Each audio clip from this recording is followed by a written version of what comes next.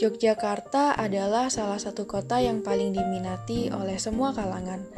Tidak hanya tempat wisatanya yang menarik, tetapi berbagai aspek dari kota ini juga menjadi alasan banyak orang ingin datang ke Jogja. Sebelum adanya pandemi COVID-19 ini, setiap sudut di kota Jogja pasti ramai dipenuhi oleh wisatawan. Baik tua maupun muda, semua datang ke Jogja, apalagi saat masa liburan. Salah satu tempat yang ikonik dari kota ini adalah Malioboro. Di sana kita dapat berbelanja beraneka macam barang, mulai dari pakaian sampai oleh-oleh khas Jogja. Kita juga dapat hanya sekedar jalan-jalan dengan becak atau delman sambil menikmati suasana Jogja. Selain dikenal dengan kota wisata, Yogyakarta juga dikenal dengan julukan kota pelajar. Hal ini bukan hanya disebabkan oleh kehadiran 137 perguruan tinggi, namun juga karena hampir 20% penduduk produktifnya adalah pelajar. Adanya pandemi virus corona saat ini mengakibatkan anjuran social distancing semakin digalakkan. Hal itu tentu saja mempengaruhi kegiatan belajar mengajar di sekolah maupun di kampus-kampus yang ada di Yogyakarta. Salah satunya yaitu kegiatan belajar mengajar di kampus seperti di Universitas Islam Indonesia. Sejak bulan Maret, Kemendikbud menghimbau untuk melaksanakan kegiatan kuliah di semua kampus di Indonesia secara daring untuk mengurangi penyebaran virus corona. Bahkan untuk tahun ajaran baru juga masih menggunakan sistem daring. Pelaksanaan kuliah secara daring dalam jangka waktu yang tidak menentu membuat para mahasiswa rantau memilih untuk pulang ke kampung halamannya masing-masing. Tidak hanya kampus-kampus saja yang kosong, warung makan yang ada di sekitar kampus pun juga terkena dampaknya. Selain itu, dengan pulangnya mahasiswa rantau ke kampung halamannya tanpa sempat membersihkan kosnya, mengakibatkan kos mereka di tanah rantau menjadi terbengkalai. Beberapa barang seperti motor dan sepatu yang ditinggalkan menjadi kotor dan berdebu. Bahkan lebih parahnya lagi dapat rusak karena tidak pernah dipakai. Dari masalah tersebut, muncullah peluang untuk membuka bisnis jasa bersih-bersih kos dan pengiriman barang yang masih tertinggal di kos selama pelaksanaan kuliah secara daring ini. Berikut merupakan beberapa akun Instagram dari pelaku bisnis jasa ini.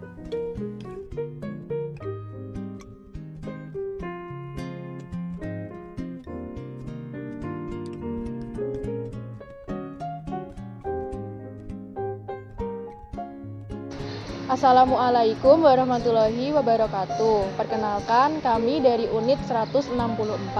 Saya Farsana Pradana dari Prodi Teknik Industri 2017. Saya Anip Kolisotun Rasyida dari Ilmu Ekonomi 2017. Di sini kami akan membahas bisnis pembersihan kos dan pengiriman barang selama masa pandemi beserta tips dan strateginya. Selamat menyaksikan. Nah, jadi itu tadi alasan kenapa sih bisnis jasa bersih-bersih kos ini bisa muncul dan beberapa akun Instagram dari pelaku bisnis jasa tersebut yang sudah ada saat ini. Oke, sebelum kita membahas tentang tips atau strategi dalam menjalani bisnis ini, kita akan membahas tentang perencanaan bisnisnya terlebih dahulu. Nah, apa aja sih yang penting dalam sebuah perencanaan? Menurut sumber yang kami baca, dalam membuat perencanaan bisnis, paling tidak kita harus menentukan 5 hal berikut ini. Yang pertama, apa yang akan dikerjakan di dalam usaha. Untuk poin pertama ini sudah jelas, bisnis yang akan dikerjakan adalah bisnis jasa bersih-bersih kos dan pengiriman barang yang masih tertinggal di kos selama pelaksanaan kuliah secara daring ini. Yang kedua, kapan pekerjaan usaha itu akan dilaksanakan. Kita harus menentukan kapan usaha ini akan dimulai. Apakah saat libur semester ini atau semester depan, mengingat anjuran kuliah online juga masih berlangsung sampai akhir tahun, bahkan mungkin sampai tahun depan. Tentunya kita juga harus sambil melihat perkembangan dari virus corona itu sendiri. Yang ketiga, bagaimana cara mengerjakan pekerjaan usaha. Adanya pandemi COVID-19 ini membuat anjuran social distancing semakin digalakkan. Oleh karena itu, akan lebih efektif jika kita menjalankan bisnis ini secara online. Kita dapat menggunakan sosial media yang kita punya seperti Instagram atau Twitter untuk mempromosikan bisnis ini. Selain itu, kita juga dapat meminta bantuan kerabat-kerabat kita untuk membantu mempromosikan seperti lewat grup Line atau grup WhatsApp. Yang keempat, siapa saja yang ditugaskan untuk melakukan pekerjaan usaha. Kita harus menentukan kira-kira siapa saja yang akan dilibatkan dalam bisnis ini. Apakah dengan teman, keluarga, atau yang lain. Hal ini harus ditentukan agar kita tidak kewalahan saat menjalani bisnis dan tentunya tidak mengalami kerugian secara finansial.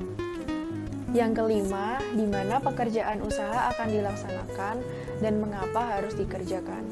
Untuk tempat di mana bisnis ini akan dikerjakan tentu saja di kos konsumen, karena bisnis ini merupakan bisnis jasa bersih-bersih kos.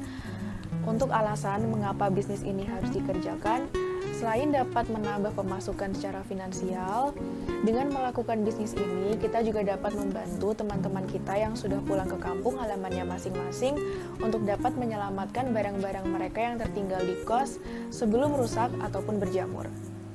Nah, selanjutnya untuk tips atau strategi dalam menjalani bisnis ini akan dijelaskan oleh partner saya. Oke, selanjutnya di sini saya akan membahas tentang tips dan strategi menjalankan jasa bersihin kos dan pengemasan barang kos.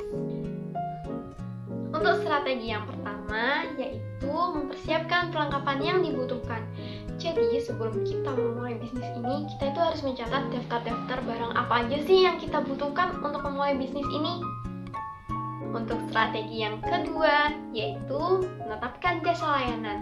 Jadi sebelum kita menetapkan jasa layanan, kita itu bisa melakukan survei dari jasa bersihin kos dan pengemasan barang kos yang sudah ada sebelumnya. Jadi ketika kita nanti menetapkan jasa layanan untuk bisnis kita, harga yang kita tetapkan itu tidak melampaui jasa bersihin kos atau pengemasan barang kos yang sudah ada. Untuk strategi yang ketiga, yaitu kita bisa menentukan target pasar. Dilihat dari masa pandemi seperti ini, banyak mahasiswa rantau yang kembali ke asalnya atau pulang ke kampung halamannya karena kuliah dilakukan secara daring atau online. Nah, mungkin sebelum mereka pulang, mereka itu belum sempat membereskan barang-barang yang ada di kos, sehingga barang-barangnya itu menjadi terbengkalai. Nah, kita bisa menentukan target pasarnya untuk para mahasiswa. Untuk strategi yang keempat, yaitu memiliki armada yang memadai. Contohnya yaitu dengan menggunakan sepeda motor. Namun jika nanti bisnis kita sudah semakin berkembang dan maju, kita bisa mengganti atau menambah armada yang memadai dengan menggunakan mobil pick up atau mobil khusus untuk pengemasan barang dan jasa bersihin kos. Yang kelima yaitu strategi yang gak kalah penting dari strategi lainnya, yaitu memaksimalkan strategi pemasaran yang jitu. Strategi pemasaran ini bisa kita lakukan dengan menggunakan Facebook, Instagram, status WA, atau menggunakan sosial media lainnya. Yang keenam dan sekaligus yang terakhir yaitu merekrut karyawan dan melakukan inovasi. Untuk merekrut karyawan ini, Anda harus merekrut karyawan orang yang sudah berpengalaman dalam jasa bersihin kos dan pengemasan barang kos. Serta Anda harus melakukan inovasi yang berbeda dari jasa bersihin kos yang lain agar jasa bersihin kos dan pengemasan barang kos Anda ini semakin maju dan berkembang. Nah, jadi itu tadi penjelasan tentang ide bisnis jasa bersihin kos dan pengemasan barang kos beserta tips dan strateginya. Semoga video yang kami sampaikan dapat bermanfaat untuk semuanya dan mohon maaf apabila ada salah kata maupun perbuatan. Wassalamualaikum warahmatullahi wabarakatuh.